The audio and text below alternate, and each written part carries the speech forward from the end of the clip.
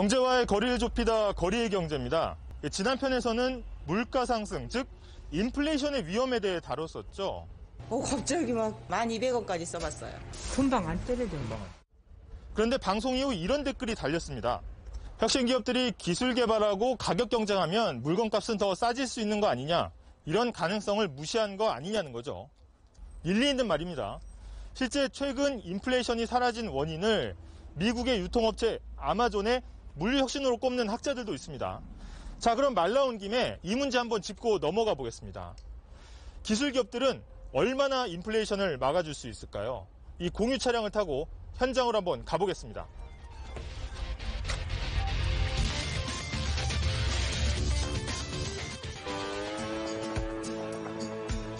제가 이 차를 빌릴 때 일단 차키도 필요 없었고요. 스마트폰으로 전부 문도 열었거든요. 전부 비대면으로 이 차를 빌린 거고, 근데 필요한 만큼 또 분단위로 빌릴 수 있다 보니까 가격도 저렴하게 이용을 할 수가 있었는데요. 이건 기술 개발로 그만큼 비용을 낮춘 거겠죠. 지금 저 앞쪽으로 쿠팡이 보이거든요. 쿠팡은 한국의 아마존을 표방하고 있죠. 그 인공지능 기술을 이용해서 물류를 좀 더 빠르고 저렴하게 한다는 거겠죠. 이렇게 기술 개발로 비용을 줄이다 보면 실제 물건을 싼 값에 팔 수 있겠죠. 이런 현상을 기술적 디플레이션이라고 합니다. 기술 개발은 그 비용 자체를 낮추기도 하지만 관련 업계의 판도를 흔들어 놓기도 합니다.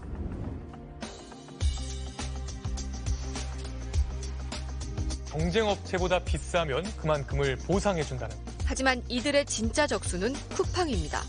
누적 적자 4조 원대의 쿠팡이 빠른 배송을 무료로 풀자 벌어진 일인데, 이렇게 기업들이 앞다퉈서 제살깎기에 나서면 일단 체감 물가는 내려갈 수밖에 없습니다. 이렇게 싸게 하려고 경쟁해서 판매하시는 거는 좋은 것 같아요. 이런 치열한 가격 경쟁 이번이 처음이 아니죠. 근데 과연 이렇게 가격을 낮추는 게 좋기만 한 걸까요? IMF 구제금융 이듬해인 1998년 미국 월마트가 한국에 상륙했습니다. 세계에서 가장 큰 유통업체인 월마트가 국내 할인점 업계에 지각 변동을 예고하고 있습니다. 3, 2, 1. 최첨단 물류 시스템, 이 기술 혁신을 내세우면서 무섭게 확장했죠. 먼저 불을 당긴 건 월마트였습니다. 이 미치광이 세일 소식은 이마트에 전해졌고 싸움은 시작되었다. 말 그대로 출혈 경쟁이 시작된 거죠. 상대사의 점포에 직원을 파견, 10원이라도 더 싼 값에 새 가격표가 제작되었다. 왜 그런 일을 하세요? 가장 싼 할인점이라는 인식을 소비자한테 심어주기 위해서 저희가 다소 손해를 본다 하더라도 싸면 쌀수록 좋은데 뭐 아무튼 열심히들 해보세요. 우리는 싸면 좋으니까. 월마트는 결국 2006년 이마트에 인수되면서 한국에서 철수했습니다. 그런데 공교롭게도 바로 그 다음 해부터 대형마트들은 가격 할인 행사를 중단했습니다. 유통업계 3자 구도가 공고해진 2010년대 이후 수치를 한번 볼까요? 대형마트 3사가 유통 과정에서 가져가는 몫은 점점 더 커졌습니다. 시장에서 경쟁자가 사라지고 난 뒤에는 기업들이 가격을 마음대로 결정할 수 있기 때문입니다. 납품 가격을 더 내리라는 요구에 끊임없이 시달렸습니다. 왜 이런 일이 벌어졌던 걸까요? 기업들의 시장 점유율이 높아지면 어떤 일이 벌어질까요? 한번 알아보겠습니다. 2,900원이거든요. 네. 여기서 2,000원을 더 올린다.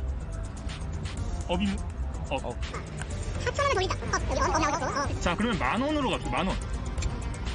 무료배. 10,000원이면 괜찮다. 늘 밤마다, 아침마다 늘 보고 있는 거니까. 본인의 생활에 어느 정도 와 있다고 생각하세요? 거의 80%, 90% 정도? 나도 모르게 생활 패턴을 바꿔주는? 나도 모르게 이제 들어가 있으니까. 지금 당장 내일 급한지. 이렇게 소비자들이 다른 데 갈 수 없게 손발이 묶인 상황을 자물쇠에 빗대어 잠금 효과, 영어로는 락인 효과라고 부릅니다. 지난 2000년대 후반 스마트폰 혁명 이후로 이 모바일 앱을 바탕으로 성장한 기술 기업들에는 두 가지 공통점이 있습니다. 하나는 사람들을 끌어모아서 이 생태계를 만드는 플랫폼이 되고자 했다는 거. 그리고 두 번째는 초기에 한 사람이라도 더 많이 끌어모으기 위해서 이 적자를 감수해서라도 서비스를 제공했다는 겁니다. 하지만 기업들이 경쟁자를 몰아내고 시장을 장악한 뒤에는 한전 같은 공기업을 제외하고는 어김없이 가격을 올렸습니다. 최근에도 이와 유사한 변화가 잇따르고 있죠. 코로나19를 거치며 가입자가 폭증한 넷플릭스는 무료 체험을 끝냈고 아이디 공유 중단도 검토하고 있습니다. 또 월 사용자 10억 명을 끌어모은 구글 포토, 온라인 화상회의 서비스 줌도 일부 무료 서비스를 중단합니다. 국내에서도 카카오 택시가 택시기사용 호출 서비스를 유료화하면서 논란이 일고 있죠. 플랫폼 기업은 현재 공정거래 관련 법이 없습니다. 기술과 산업은 빠르게 변화하는데 제도나 법이 여기를 따라가지 못한다. 아마 이 코로나19 이후에 한 3, 4년만 지나면 이 피해가 일반 소비자, 시민에게 온다. 공짜 점심은 없다. 이 모든 혜택에는 반드시 그 대가가 따른다는 말입니다. 제가 기술 혁신의 좋은 점을 부정하려는 게 아닙니다. 기술이 혁신되면 비용은 낮아지고 생산성은 높아지는 게 당연하겠죠. 하지만 지난 몇 년간 우리가 공기처럼 누렸던 저렴한 서비스들은 언젠가는 부메랑처럼 다시 돌아올 수 있다는 겁니다. 자칫 방심하다가는 체감 물가가 급등하는 상황이 올 수 있다는 거죠. 지금까지 적자를 보면서 영원히 남아있는 기업은 단 한 곳도 없었으니까요. 거리의 경제였습니다.